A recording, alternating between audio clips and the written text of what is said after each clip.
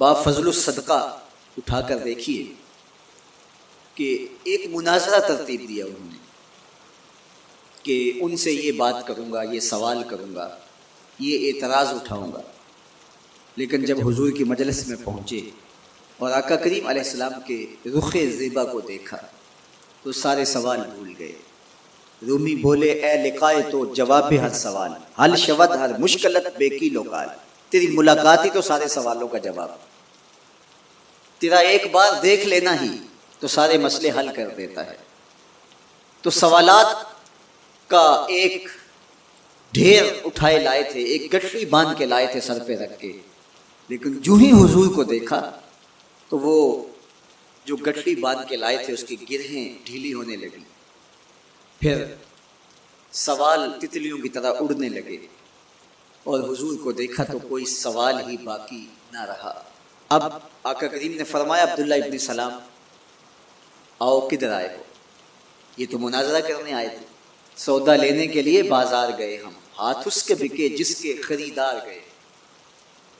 لیکن جب آقا کریم نے پوچھا کہ آؤ کدھر آئے ہو تو انہوں نے کہا حضور میں آپ کا غلام بننے آیا، تیری تک کے ادامہ میں مرید ہو گئے، حضور کے ہاتھ پہ بیعت اسلام کر۔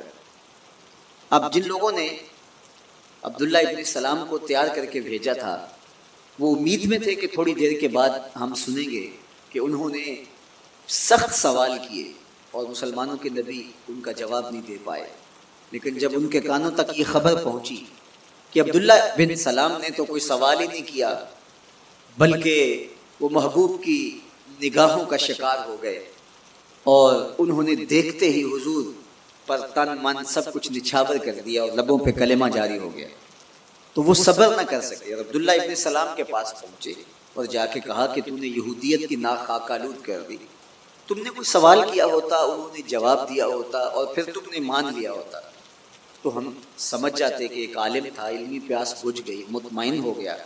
لیکن یہ عجیب کہانی ہے، سنا ہے تم نے کوئی سوال بھی نہیں اٹھایا، انہوں نے جواب بھی نہیں دیا، بس تم نے ان کو دیکھا اور دیکھتے ہی تمہارے لبوں پہ کلمہ جاری ہو گیا، تو یہ کیا کہانی ہوئی؟ عبداللہ ابن سلام نے جو جواب دیا وہ آب زر کے ساتھ لکھنے کے قابل ہے۔ انہوں نے کہا کہ یہ بات میری سمجھ میں بھی نہیں آئی، جب میں اس آقا و مولا کی چوکھٹ پہ پہنچا اور میں ان سے سوال کرنے کے لیے لفظوں کو ابھی ترتیب ہی نہیں دیا تھا کہ میری نظر ان کے جمال جہاں آرا پہ پڑ گئی۔ اب عبداللہ بن سلام کے لفظ سنیے، فرماتے ہیں فلما تبینت وجہہ عرفت ان وجہہ لیس بوجہ کذاب، جب میں نے ان کے جمال جہاں آرا کو دیکھا، چہرہ نور کو دیکھا، رخ زیبا کی زیارت کی، تو میں نے پہچان لیا یہ چہرہ کسی جھوٹے کا ہو ہی نہیں سکتا ہے۔ دیکھنے والے کہا کرتے ہیں اللہ اللہ، یاد آتا ہے خدا دیکھ کے صورت تیری، اللہ نے صورت ہی ایسی بنائی، جمال ہی ایسا دیا، خوبصورتی ہی ایسی دی کہ جو حضور کو دیکھتے وہ دیکھتے ہی رہ جاتے۔ تو کتنے لوگ تھے کہ جنہوں نے محض حضور کو دیکھا پھر اس کے بعد لب کھلے تو کلمہ ہی جاری ہوا، وہ خوبصورتی اور وہ جمال اللہ نے اپنے محبوب کو عطا کیا۔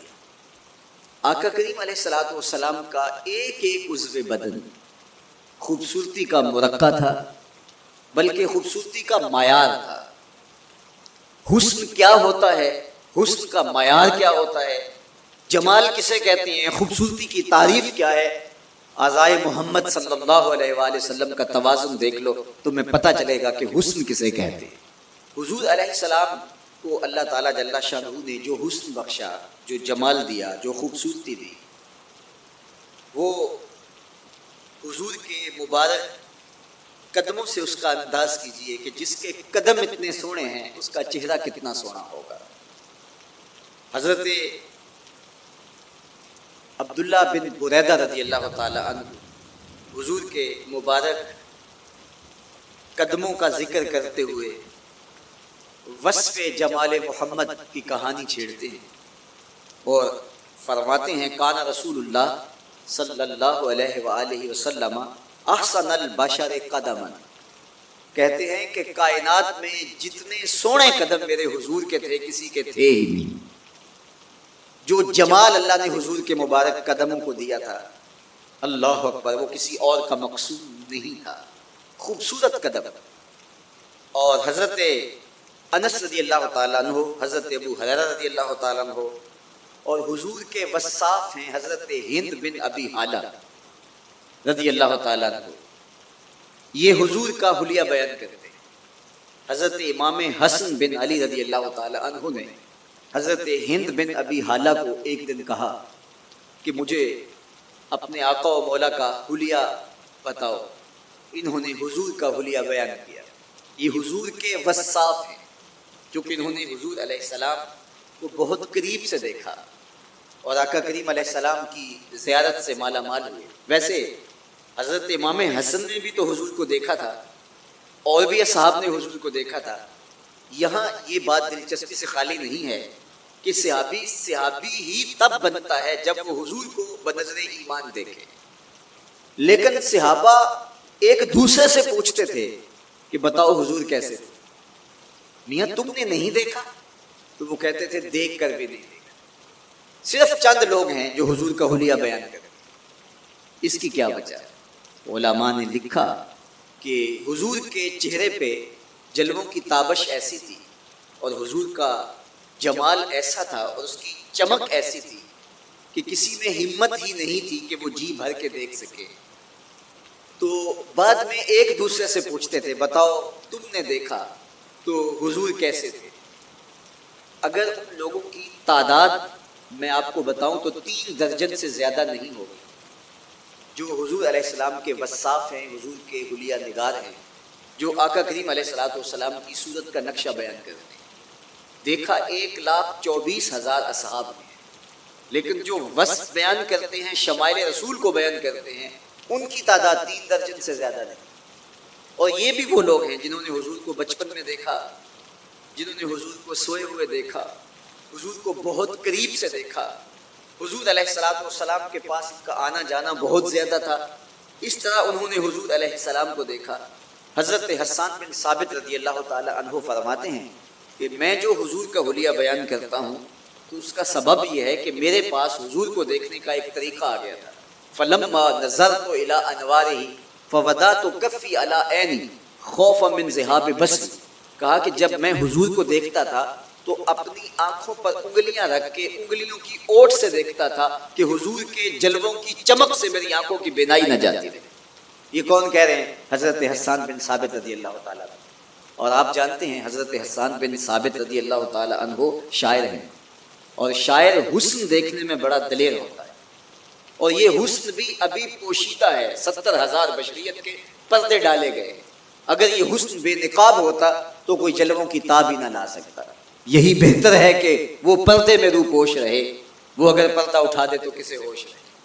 کس کی ہمت تھی؟ اب چھپا ہوا مستور حسن بھی اگر دیکھتے ہیں تو آنکھوں پہ انگلیاں رکھ کے دیکھتے ہیں. اور بیان کرنے والوں کی تعداد میں نے عرض کی کہ 3 درجنوں سے زائد نہیں ہے. تو یہ وہ لوگ ہیں جنہوں نے حضور کو دیکھا. اب امام حسن پوچھ رہے ہیں حضرت ہند بن ابی حالہ رضی اللہ تعالی عنہ کو کہ آپ نے حضور کو دیکھا تو مجھے بتائیے میرے نانا کا جمال کیسا تھا. تو حضرت ہند بن ابی حالہ نے حضور کا حلیہ بیان کیا. تو جب حضور کے قدموں کی کہانی انہوں نے بیان کی تو حضرت ہند بن ابی حالہ نے کہا کان النبی صلی اللہ علیہ وآلہ وسلم شسن القدمین والکفین. حضور علیہ السلام کے مبارک قدم اور حضور کی ہتھیلیاں پر گوشت تھے. یہ حضور علیہ السلام کے مبارک قدموں کا جمال بیان کرتے ہیں. اللہ اکبر. اور حضور علیہ السلام کے قدموں کے بارے میں امام ترمذی جو شمائل میں حدیث لائے ہیں اس میں انہوں نے یہ بھی بیان کیا کان رسول اللہ صلی اللہ علیہ وسلم مسیح القدمین. حضور علیہ السلام کے مبارک قدم ملائم تھے، خوبصورت تھے، کھردرے نہیں تھے، کوئی پھٹن نہیں تھی. عمومی طور پہ قدم پھٹ جاتے ہیں اور ایڑیاں بہت سارے لوگوں کی پھٹ جاتی ہیں تو وہ خوبصورتی باقی نہیں رہتی. تو وہ کہتے ہیں کہ حضور مسیح القدمین تھے. اور جب آقا کریم علیہ السلام کے مبارک قدموں پہ پانی ڈالا جاتا تو وہ ڈھل کے نیچے چلا جاتا. یہ تھا حضور کے قدموں کا حسن اور حضور کے قدموں کا جمال. اچھا، آقا کریم علیہ السلام کی جو مبارک ایڑیاں تھیں وہ زیادہ پر گوشت نہیں تھی، ان کے اوپر گوشت زیادہ نہیں چڑھا تھا، اس لیے کہ ایڑیوں کا زیادہ پر گوشت ہونا ایڑیوں کے حسن کو زائل کر دیتا ہے. حسن کا مرقع ہی جمال مصطفیٰ ہے، تو اس لیے اللہ نے ایک ایک عضو کو تراش کر کے بنایا ہے. بلکہ پوچھ پوچھ کے بنایا ہے، جس طرح حسان بن ثابت رضی اللہ تعالی عنہ کہتے ہیں کأنک قد خلقت کما تشاء، محبوب مجھے تو یوں لگتا ہے جس طرح آپ کے رب نے آپ کو آپ سے پوچھ کے بنایا ہے کہ محبوب بتاؤ کہ میں آپ کے اعضاء کو کیسے توازن اور کیسے حسن اور کیسے جمال دوں۔ تو حضور کی مبارک ایڑیاں یہ پرگوشت نہیں تھی، باقی حضور کے پاؤں پر گوشت تھے اور کوئی پھٹن نہیں تھی، بالکل نرم گداس اور بالکل جو ہے وہ ملائم تھے، اور جب پانی ڈالا جاتا تو پانی ڈھل کے نیچے ایک سیکنڈ میں آ جاتا۔